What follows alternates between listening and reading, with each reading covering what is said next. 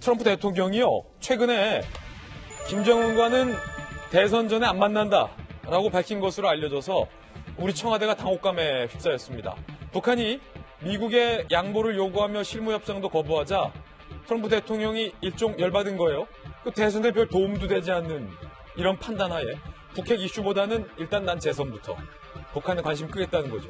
트럼프 행정부의 한 고위 관리는 북미 협상에 대해서 이런 표현을 했어요. 영어로 bad, 죽었다 라고 평가했다라는 보도도 나오고 있습니다. 이에 북미 정상회담이 무산될 가능성이 커졌죠. 북한이 다시 미국에 대한 전략적 도발에 나설 수 있다는 전망도 나오고 있습니다. 쉽게 말해서 ICBM 쏜다는 거예요. 북미 간의 2년 가까운 대화 공백, 우리 정부의 남북 협력 구상은 어떻게 되나요? 벽에 부딪혔다라는 평가가 나옵니다. 비핵화 협상이 기본 틀까지 흔들릴 수 있다는 우려도 나오고 있습니다. 이 마당에 금강산 관광 재개할 수 있겠냐는 거겠죠. 한편 그제요, 미 대선의 풍향계로 여겨지는 뉴햄셔, 우리말로는 뉴햄프셔인데 이 미국 사람들은 투 발음 안 하더라고요. 뉴햄셔. 좀 어색해요. 예비선거에서 집권당인 공화당과 야당인 민주당이 대선 후보 선출을 위한 새 대결을 벌였습니다. 공화당 후보 선출이 확정적인 트럼프 대통령은요, 민주당은 서로를 물어뜯고 싸우기에 바쁘다, 표를 셀 줄도 모른다 라고 비판을 했고, 탄핵 사기로 지지율은 쇠고라며 민주당을 조롱하기도 했습니다. 민주당의 샌더스는 자신이 트럼프의 맞수라며 트럼프를 이기는 버니, 영어로 하면 버니 비트 트럼프이란 구호를 내세웠습니다.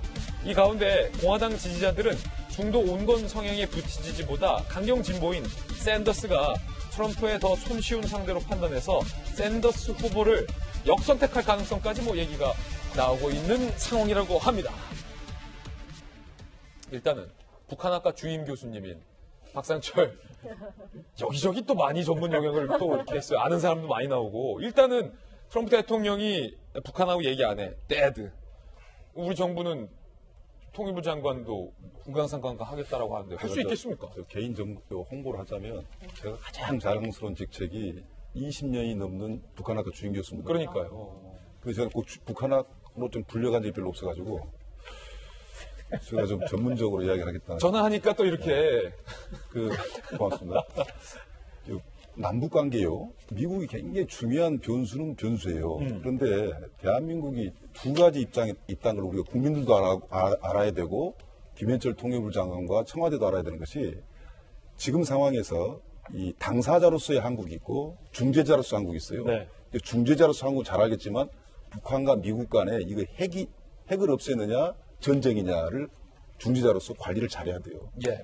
당사자로서는 문재인 대통령이 좋아하는 거 있잖아요. 한반도가 잘 되면 경제까지도, 평화가 그대로 끝난 게 아니라 경제까지도 파급 효과가 있다. 이건 당사자로서 미국이 흔쾌히 도와주지 않더라도 방법이 나오거든요. 문재인 정부는 그게 성격입니다. 그래서 트럼프 대통령이 일단 선거에 들어섰으면, 미국은 지금 이미 선거가 시작됐거든요. 대선이죠. 거기에 너무 연연할 필요는 없다. 즉 뭐냐면 중재자로서의 한국의 역할은 작아질 수밖에 없다. 그러나 당사자로서 남북관계에는 국민들이 원하고 정치권이 원하는 조율을 같이 해가면서 충분히 개척할 수 있는 그런 생각을 좀 가졌으면 좋겠다라는 말씀을 드리고 있습니다. 예.